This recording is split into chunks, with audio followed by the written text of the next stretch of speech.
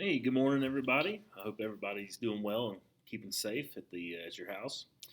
Uh, so we were talking about some things that were leading us up into the American Revolution, and we're going to pick up with that and continue with that a little bit more today.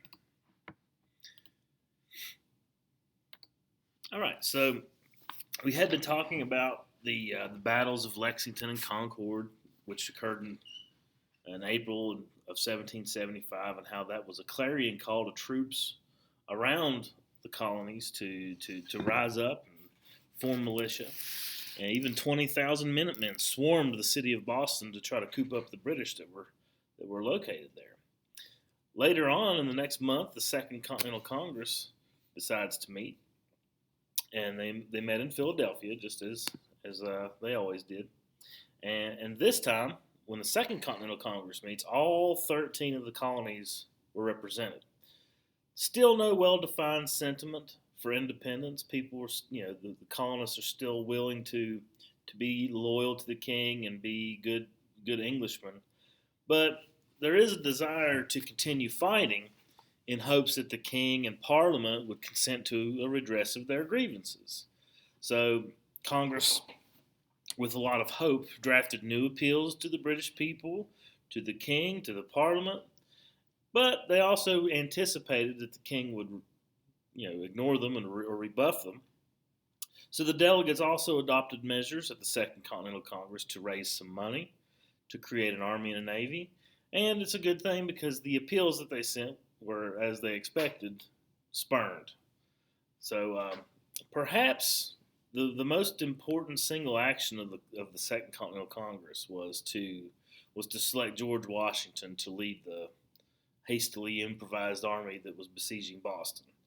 Uh, George Washington himself, tall, dignified Virginia planter, who was a lifetime military man, even though he had never risen above the rank of colonel in militia, and his largest command had only numbered about 1,200 men, and that was 20 years ago during the French and Indian War. Uh, he lost more battles than he won in his career, but he was a distinguished man with outstanding powers of leadership, immense strength of character. He radiated virtues like patience and courage, self-discipline, and had a unflappable sense of justice. He was really a great moral force rather than a great military mind. So, he served without pay. Um, and his qualities of leadership were, even though he was the right man for the job, but the reason why the Continental Congress chose him was more because he was from Virginia and that he was wealthy, both by inheritance and marriage. So he would not be accused of being like a fortune seeker. So, but that's he was from Virginia, and they wanted a Virginian because Virginia was the largest of the states or the colonies, and people would be fearful of having an army, and they wanted somebody they felt they could trust at the head of it. So, on the one hand, it's kind of an odd situation. You got a lot of Americans affirming their loyalty to the king, and earnestly voicing their desire to want to patch things up with the king. And on the other hand, the very government or the very place where you live is raising armies and shooting down His Majesty's soldiers. So this is a pretty odd time for the colonies. It's a war of inconsistency, and it lasted from the time of the Lexington and Concord in April of '75 all the way up until the colonies formally adopt a Declaration of Independence in July of 1776.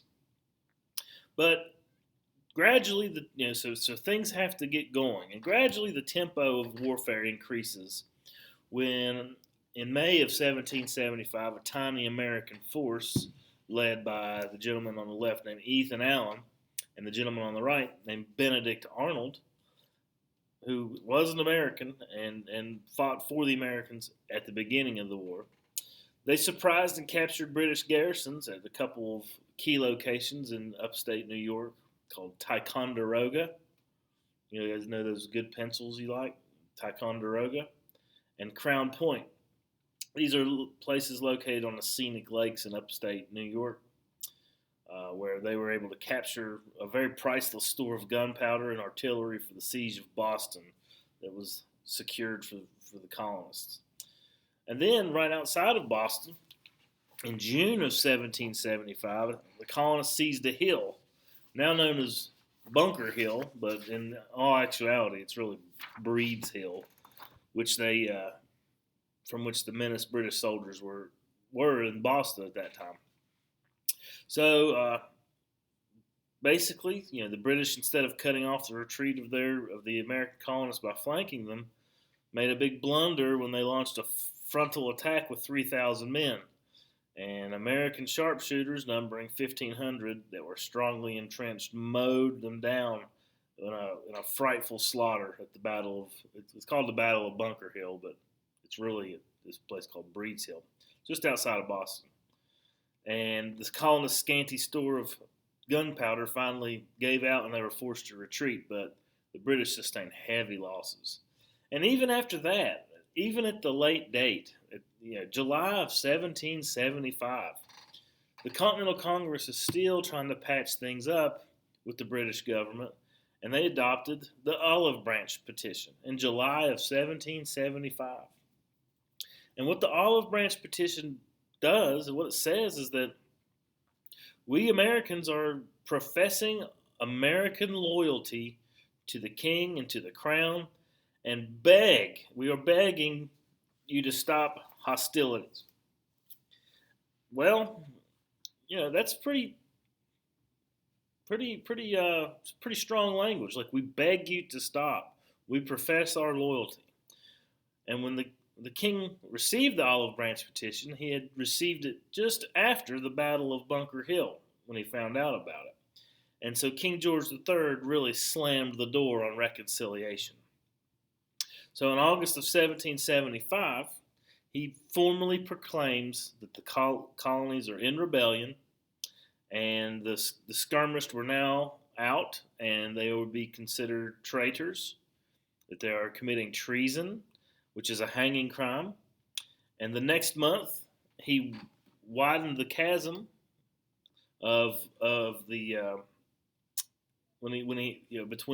between the colonists and himself, when he sealed the arrangements by hiring thousands more of the mercenary Hessian soldiers to help crush his rebellious subjects. So, and the reason I told you they called these guys Hessians because they came from the German Principality of Hesse. But they were just mercenaries who fought for King George.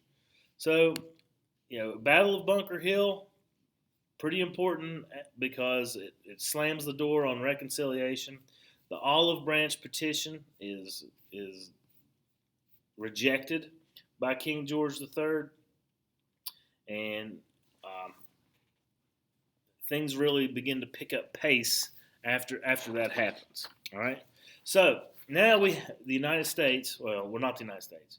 The Americans have to begin the process of convincing other Americans that independence might be something that's a good idea. So why on earth would Americans continue to deny themselves any intention of independence? Well, there's a lot of reasons. Loyalty to the empire was very deeply ingrained. Many Americans continue to consider themselves as being part of a transatlantic community in which the mother country of Britain played the leading role. The unity of the colonies here themselves was pretty poor.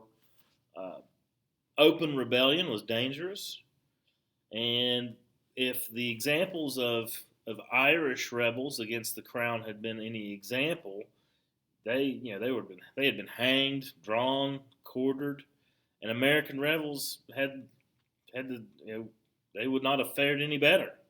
So, even in the colonies as late as June of 1776, people were still drinking to the king's health in the colonies. God save the king. And so it was not ever a foregone conclusion that independence was going to happen. But gradually, Americans were shocked into an awareness of their inconsistency.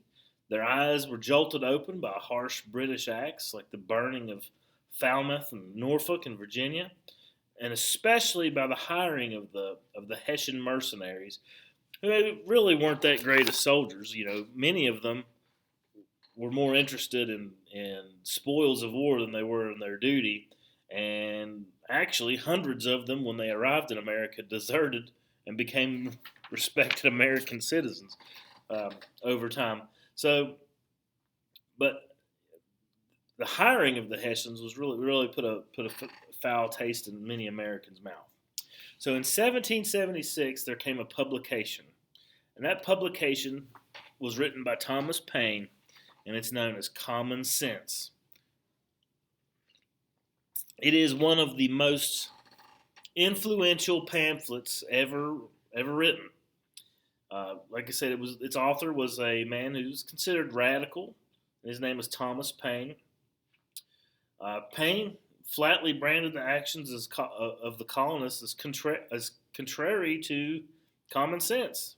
Why not throw off this cloak of inconsistency? Nowhere he makes a physics argument, like a rational, real thing. He says nowhere in the universe does a smaller heavenly body gravitate around, or does a smaller heavenly body control larger heavenly bodies. And he makes a pretty good point. America was much larger in geographic size than Great Britain. So why then should the island of Britain control the vast continent of America? Which he tries to use plain, simple language to convince plain, simple farmers that independence was a good idea. Paine's passionate protest was as compelling as it was eloquent and radical. It does not simply call for independence, but a new kind of political society that did not exist anywhere on earth at this time. So he wanted to create a republic. Now, a republic did exist in some form in ancient Greece and ancient Rome, but for the majority of the world, most people were living under a monarchy or a tyranny. So he wanted to create a republic, as many people in America did, where power flowed from the people themselves, not from a corrupt or despotic monarch. So he argued that all government officials, governors, senators, judges, not just representatives within a House of Commons, so should derive their authority from the people. So, Paine's not the first person to really champion a Republican form of government. These are ideas that go all the way back to Enlightenment thinkers like John Locke in the early 1600s in England. So,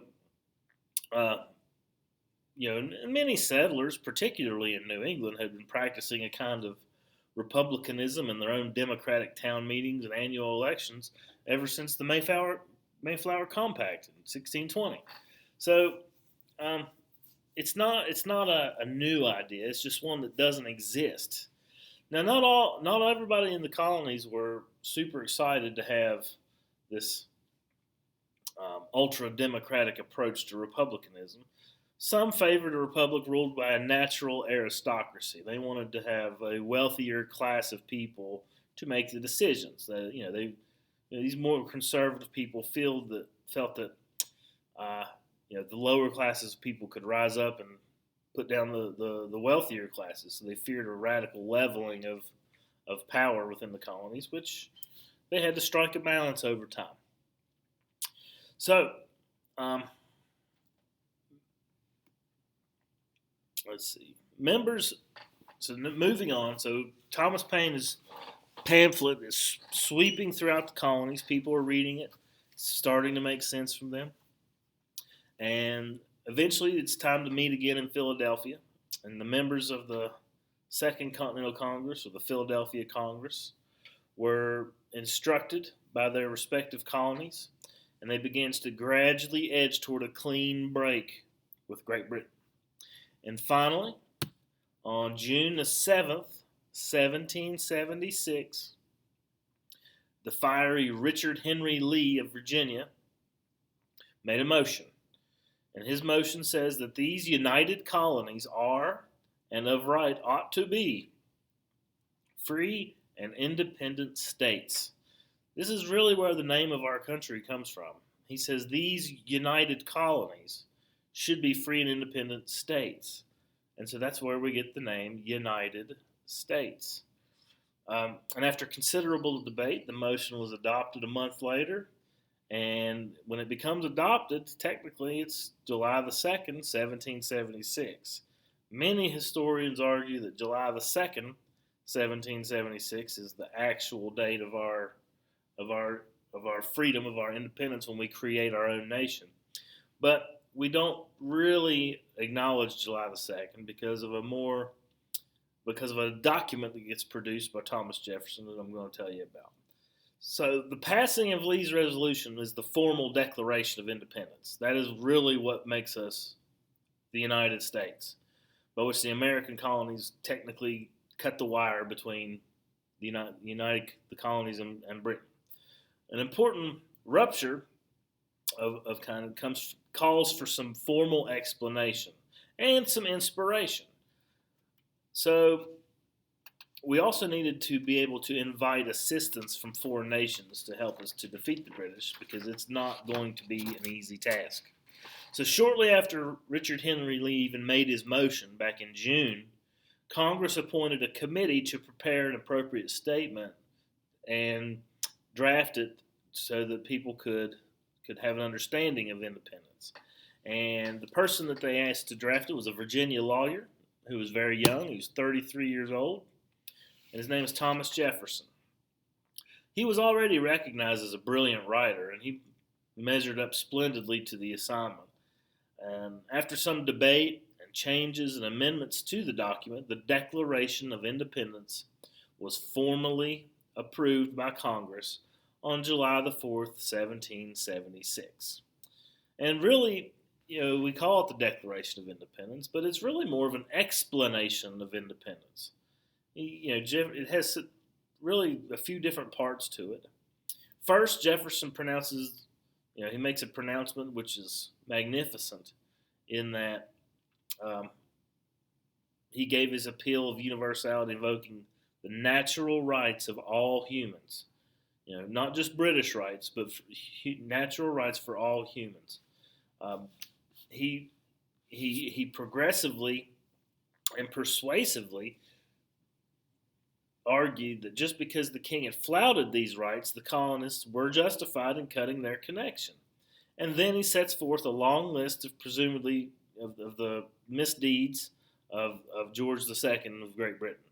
So he declares our rights of man. All humans, are created equal, endowed with our Creator with certain unalienable rights, that among them are life, liberty, and the pursuit of happiness, which he really steals from John Locke, who says that our natural rights are life, liberty, and property. But then Thomas Jefferson goes on to explain that it's the government's responsibility to protect our property, to protect us, and if they fail to do so, we can rebel against it and overthrow it with the right of revolution. So it's much more than just a divorce document from our mother country. It's about the natural rights of man, our justification for separation, and it gives reasons why. Like 27 reasons why. Among these reasons, these grievances against the British government include, taxation without our consent, taxation without representation, dispensing with our trial by jury, sending criminals across the seas to have an unfair trial, abolishing our laws, establishing military dictatorship, maintaining an standing army in our territory in peace, cutting off trade, burning towns, hiring mercenaries, inciting Indian hostilities against us, quartering soldiers, all kinds of grievances. It's not a difficult document to understand if you read it. When you guys get back into class, we'll I have a video. It's like 4 minutes long. We'll watch it. It shows just some famous people reading the Declaration, and you can listen to the words, and you can really get a good feel for it.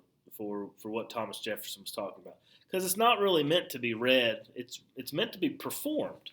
That's kind of how Thomas Jefferson intended it for every individual community, their town crier standing and reading it aloud. So that's the way we're gonna approach it, the way Thomas Jefferson intended. So Jefferson's defiant Declaration of Independence had a universal impact unmatched by any other American document. Where the Battle of Lexington and Concord was the shot heard round the world, Jefferson's Declaration of Independence is the shout heard round the world. And it has been a source of inspiration to countless revolutionary movements against an arbitrary authority throughout human history since then. So the Declaration of Independence clears the air. Foreign aid could now be solicited with greater hope of success. And officially, the patriots who defied the king were now treasonous rebels.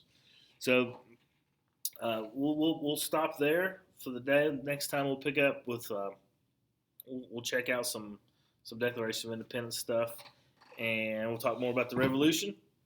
And if you guys have questions at all, don't hesitate to get in contact with me. Happy to help you out. If any of this is unclear, or if you really need to slow it down, feel free to pause it. It's kind of the benefit of having everything recorded. So that's all I have today. It's been about 20 minutes. I figure I'm losing your attention pretty quickly, but I'm here for you guys. If you need anything, just let me know.